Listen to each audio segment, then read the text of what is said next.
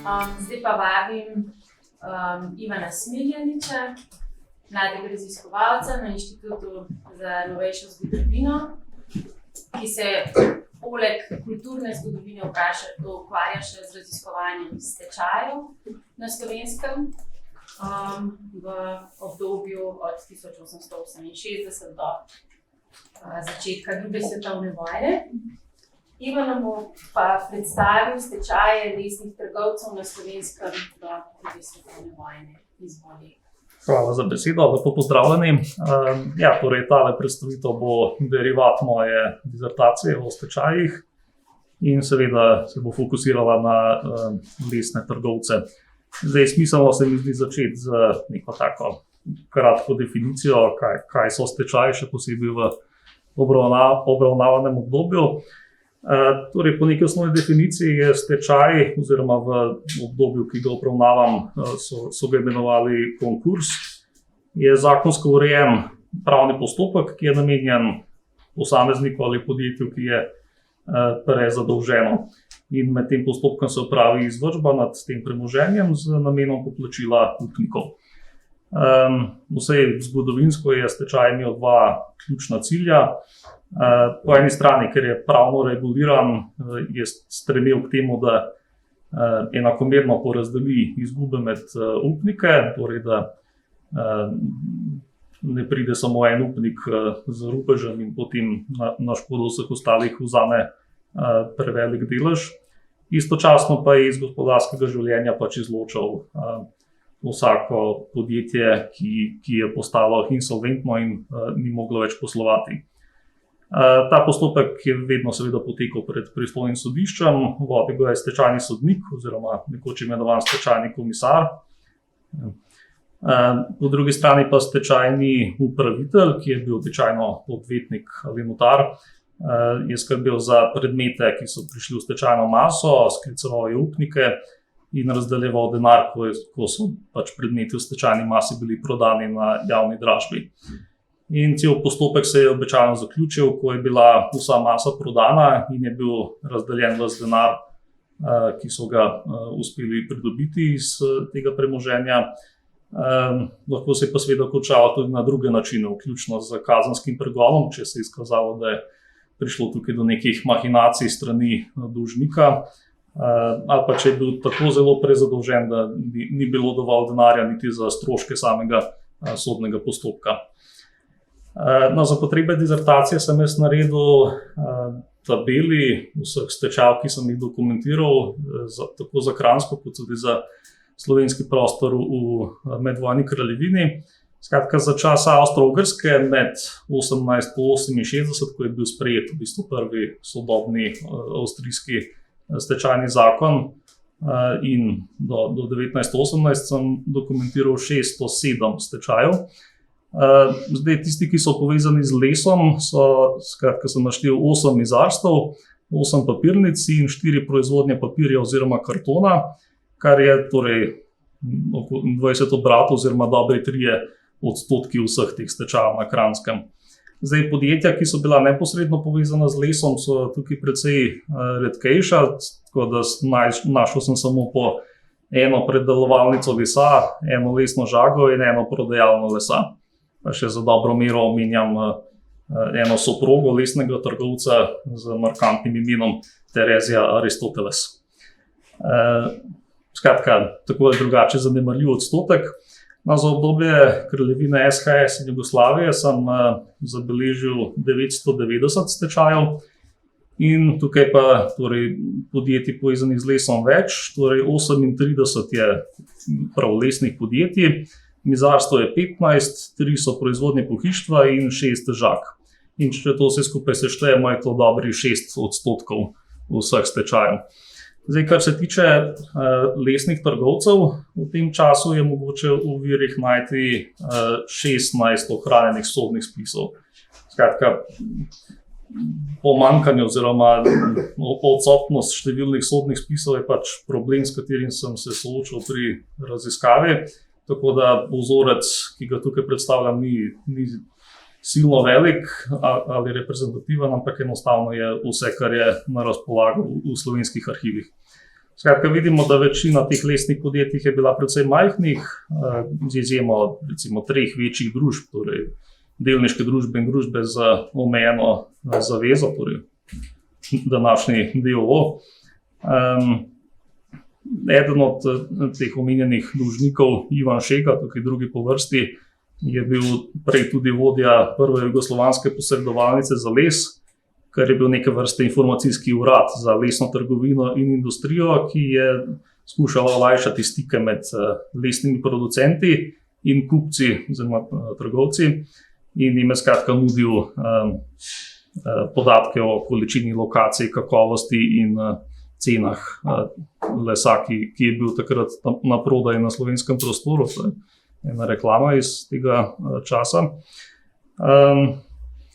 Če se vrnem, se pravi, primera Janeza Podbregarja pa zakoncev Maltner nam kažeta, da je v stečaj lahko šla tudi zapuščina že pokojnih oseb, če je bila seveda prezadolžena. Kar se pa tiče prostorske razporeditve sedežev podjetij, pa vidimo torej, da so bila precej enakomerno razporejena tako po urbanih središčih, kot tudi po deželskih, seveda gozdnatih predelih. Iz sodnih spisov izhaja, pa tudi je logično, skupna lastnost velike večine teh podjetij je ta, da so delovala v neposredni bližini železnice in železniških postaj. Seveda to je bilo neobhodno za transport lesa, bodisi iz gozdov na obdelavo ali na žago, ali pa zato, da so ga naprej dobavili kupcem. Stečaj se je uradno pričel z objavo v Uradnem listu, torej to je tale obvestilo na levi. Je bila tudi ustaljena navada v časopisih, da so povzeli te neke osnovne podatke, bolj ali manj obsežno, kar sta pa primera na desni. Predlagatelj uvedbe stečaja, ki je bil lahko sam dolžnik ali pa upnik, ki se je naveličal čakati na poplačilo dolgov, je moral v predlogu napisati, kaj je privedlo do te prezadolženosti.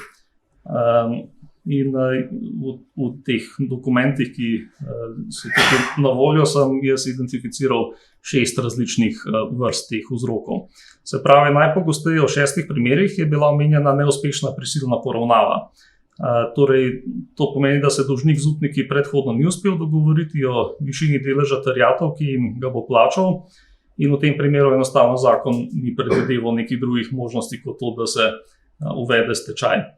Sicer dolžniki so se bolj kot ne branili, da so za uvedbo stečaja krivi samo upniki, ker so nenehno pritiskali nanje z zahtevami po poplačilu. Če vzamemo primer enega od teh prej naštetih v tabeli, Franca Celarja iz Škofje Loke, se je delovanje njegove žage ustavilo z vstopom v poravnavo, ampak so tako upniki, pa delno tudi samo podjetje pritiskalo, da se delo nadaljuje, ker se stoječi stroji kvarijo. In s preostankom denarja je podjetje res za silo proizvodnjo nekako zagnalo, da bi omogočilo dovoz svojega in drugega lesa iz jelovice na njihovo žago. Ampak izkazalo se je hitro, da so režijski stroški višji kot zaslužek. In kot je zapisal upravitelj tega stečaja, je vsak hotel v teh težkočah od prezadolženke iztisniti še to, kar se je dalo. In to je na koncu podjetje tudi prignalo v prošnjo za uvedbo stečaja. Drugi najpogostejši razlog s 5 primeri je bila seveda gospodarska kriza v 30 letih z vsemi svojimi negativnimi posledicami. Skratka, skrčenje trgovine, padanje cen lesa, visoke obresti, posojil in podobni vzroki so zmanjšali obseg dela številnih podjetnikov, tako da ni presenetljivo, da so se večinoma tudi sklicevali na te okoliščine. Je pa smiselno tudi upoštevati, da je to bil lahko tudi priročen izgovor za zadolženost in izgleda, da je bil tak primer Franceta Krašovca, ki je kot razlog za svoj stečaj navedel nizke cene lesa, ampak sodni spisi pokažejo, da je bil to že njegov drugi stečaj v 2 letih praktično. In med prvim stečajem so mu to, kar je imel premičnin, so mu že zarubili, nepremičnine so bile že tako prezadolžene in skratka, sploh ni bilo denarja za postopek in vsi upniki so izgubili denar. No, in tako po drugem njegovem stečaju so bili vsi upniki prepričani, da Krašovec s razglašanjem stečajev bolj kot ne zavlačuje izterjavo dolgov in prisilno prodaja svojega premoženja. In pri tem naj bi mu pomagal neki lokalni pisar iz Vrhnike, ki je sestavljal dokumente in se sistematično pritoževal na vsak sklep sodišča, da bi postopek podaljševal v nedogled. No, in stečajni upravitelj, ki je vodil tudi že prvi postopek, je ocenil, da je v interesu vseh upnikov, ki imajo sploh še kaj izgleda, da pride do delnega kritja terjatev, takojšnja odprava konkurza. No, in potem zadeva se je zapletla zaradi oviranja postopka in pomanjkanja sredstev, je bil Krašovčev primer predan javnemu tožilstvu, da bi se uvedel kazenski pregon. In stečajni upravitelj tudi predlagal, da si kot bi imenoval zakotni pisač, ki vse to omogoča, da bi si tudi on zaslužil enako obravnavo. No, potem na hitro še preostali vzroki. Torej, v 2 primerih so za stečaj zaprosili, torej so dolžniki zaprosili za to, da bi preprečili rubež, ker bi bili z njim oškodovani vsi preostali upniki. Potem po enkrat sta zastopana nezmožnost izterjave dolgov od nekdanjega družabnika v podjetju in pa premajhen ustanovni kapital, ki je ves čas hromil delo podjetja. V zadnjem primeru pa pač o vzrokih ne moramo biti prepričani, ker je šlo za stečaj zapuščine pokojne osebe in niso zapustili nobenega pojasnila. No, potem, ko je bilo to opravljeno, se je postopek nadaljeval s popisom vsega premoženja, ki ga je imel dolžnik, in njegovo cenitvijo, tako da so lahko premoženje prodali na javni dražbi. Nanje so vabili s takimi oglasi, torej dekoriranimi in grafično poudarjenimi, kjer je bil seveda namen privabiti čim več ljudi. Najlepše in najboljše predmete so tudi posebej omenili v teh reklamah. Zdaj, druga opcija je bila, ki je bila tudi cenejša, da se vse skupaj naenkrat proda pač nekoliko pod ceno, jasno, enemu samemu ponudniku, ki je pač imel toliko denarja in sredstev, ampak taki so bili redki in večinoma je moralo iti za dražbo. Del premoženja so si pridržali tako imenovani izločitveni upniki, to je zdaj nek pravni termin. Oni so bili posebej zaščiteni pri povračilu svojih terjatev. V primeru lesnih trgovcev je šlo predvsem za, če so bili dobavitelji strojev za predelavo lesa. Naprimer v primeru žage v Žireh, ki je mimogrede rečeno delovala nenavadno v prostorih nekdanje župnijske cerkve in mrtvašnice in na nekdanjem pokopališču, tako da je nekako anticipirala usodo podjetja. Skratka, ta žaga je morala vrniti parno lokomobilo, se pravi prenosni motor, dobavitelju, nekemu zagrebškemu podjetju Istok, zato ker ga še niso v celoti poplačali in potem po tej logiki ni sodilo v stečajno maso.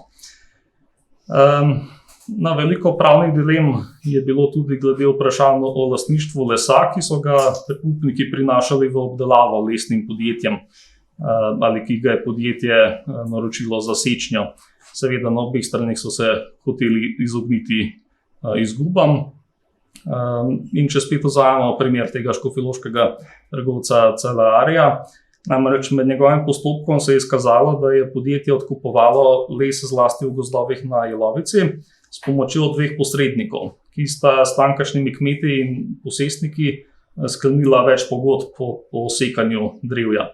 No, in ko so kmetje posekali les, ga spravili na kupe in so ga žigosali z žigom Celarjevega podjetja, naj bi kmetje prejeli plačilo. Ampak po tem postopku se je zapletlo, ker na sedežu podjetja nihče ni točno vedel, koliko pogodb so podpisali in ali sta ta posrednika res ustrezno plačala svojim kmetom. No, in na drugi strani so se ti kmetje, takoj ko so izvedeli za stečaj, zatekli k svojemu odvetniku in so hoteli ta les prodati na lastno pest, da ne bi utrpeli izgube. No, in njihov odvetnik je potem stečajnemu upravitelju prepovedal odvoz lesa, ki je takrat še ležal v gozdu, Ta pa je moral pred sodiščem dokazovati, da les pač v celoti pripada stečajni masi. Skratka, zapleteno pravno vprašanje je nastalo iz tega posekanega lesa. Drugi problem, ki je tudi pogost v teh spisih, pa je lastništvo nad obratom. Tako da v primeru Jakoba Pogačnika je bilo nejasno že, kje pravzaprav možakar deluje, pri Škofji Loki ali na Dolenjskem v Podstenicah. Tako da je bilo najprej že problem, katero sodišče je zanj pristojno. No in ko je potem razložil, ko se je moral prikazati na sodišču in razložiti situacijo, je povedal, da je pri Škofji Loki imel neuspešno žago, v katero je vrgal na 100.000 dinarjev. Američan je celo trdil, da je, ko je to žago kupil, je imel samo 50.000 dinarjev. Žaga je stala 550.000 dinarjev in vse ostalo si je nekako uspel izposoditi. No in na koncu pa je v tej žagi opravil samo en posel za neko švicarsko lesno podjetje in še tukaj je izgubil par 100.000 dinarjev. Tako da možakar ni bil rojen podjetnik in stroj je moral prodati in na začetku stečaja so bili njegovi prostori zapuščeni in zanemarjeni. No, kar se pa tiče Podstenic, tam je prav tako delovala parna žaga, ampak tam je Pogačnik zagotavljal, da je samo poslovodja, ker je bil znanec podjetnikov, ki so to žago dejansko imeli v lasti. No, in ta žaga je tudi nastala na napačni računici, namreč postavili so jo samo zato, ker so računali na ugodno ceno okoliškega lesa, torej 15 do 18 dinarjev, ampak so se ušteli in kmalu so morali plačevati od 60 do 100 dinarjev, tako da je tudi ta žaga kmalu propadla. Skratka, iskanje vseh teh lesnih zalog, ki naj bi pripadalo posameznemu podjetju v stečaju in ki so bila razpršena po številnih skladiščih po državi, se je potem končalo z dražbo, kot omenjeno. Potem pa se je stečaj zaključil z poplačilom upnikov in sklepom sodišča o koncu. Iz našega vzorca so se na ta, recimo temu klasičen način zaključili 4 stečaji. Po drugi strani se je pa kar 6 končalo zato, ker v masi ni bilo dovolj sredstev niti za stroške postopka, kaj šele poplačilo upnikov, tako da so bili ti primeri potem najverjetneje predajeni naprej v kazensko obravnavo. 2 postopka sta se končala zato, ker je bil upnik samo en, kar po zakonu ni bilo dovolj za uvedbo stečaja. 2 sta se končala s pritrditvijo vseh upnikov, da ne bodo več preganjali dolžnika. Eden pa sklenitvijo prisilne poravnave, eden pa tako, da se v bistvu niti ni končal do druge svetovne vojne, torej stečaj zakoncev Mautner je potem trajal še globoko v drugo svetovno vojno, pa tudi še do zime leta 1940 ni bil povsem zaključen. Zanimivo je tudi to, da vpliv druge svetovne vojne je mogoče zaslediti že v letih in mesecih pred njenim izbruhom. Namreč jugoslovanska vojska se je očitno precej zanimala za nakup nepremičnin in parcel, ki so se znašle pač v stečaju. Očitno zaradi strateške lege ob železnicah so jih nameravali uporabiti za skladiščenje, za širjenje cest in podobno. Tako da vse v 3 primerih sem našel dokaze, da je vojska pravzaprav olajšala delo stečajnemu upravitelju, tako da ni bilo treba organizirati javne dražbe. Ni pa šlo za zaplembo, torej vojska je plačala te nepremičnine, sicer po nekoliko nižji ceni od predvidene, ampak vseeno. Na kratko bi še to omenil, sicer ta vzorec tukaj prisoten ni zelo reprezentativen, ampak raziskave moje kažejo, da so stečaji imeli seveda tudi številne druge posledice onkraj pravnih in premoženjskih.